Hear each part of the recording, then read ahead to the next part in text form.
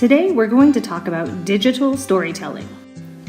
Digital storytelling is a series of images connected with text and/or a narrated soundtrack that uses technology to tell a story.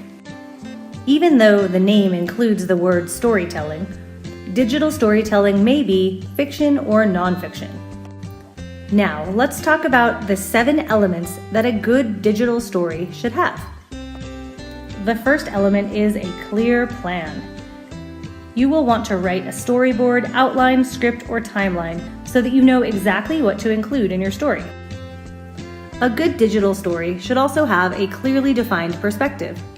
This means that you, the author, should really think about who is telling the story and how you want the audience to understand the world through your narrator's eyes. A dramatic question is another important element that your digital story should have. This question will keep the viewer's attention and it will be answered by the end of the story. Emotional content is also important. Stories should present emotions, and when you present issues and events in a personal and powerful way, your audience is going to connect with your story and be able to relate to it. Voice is another element that you will bring to your story. This can really show your creativity. So think about your word choice and also think about the music that you might use. That's addressed on the next slide. Soundtrack is another element that can express emotion and voice. Music, narration, and other sounds can embellish your story or support and communicate emotions. Finally, pacing is a very important element. If your story progresses too quickly, it will seem like a blur to your audience. On the other hand, if your story moves too slowly, you're going to lose the audience's interest.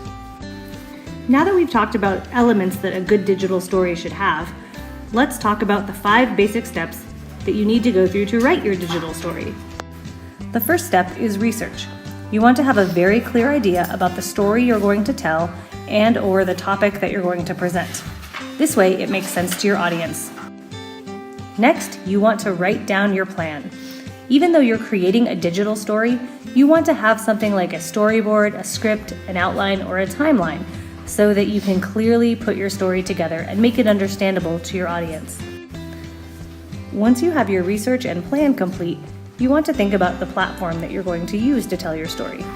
Do you want to do a traditional presentation, like a Google Slides or a Prezi, or do you want to do something more non-traditional, like stop motion or even a video?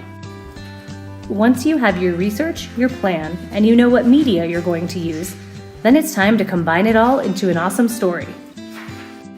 The last step is to share and reflect on your completed story.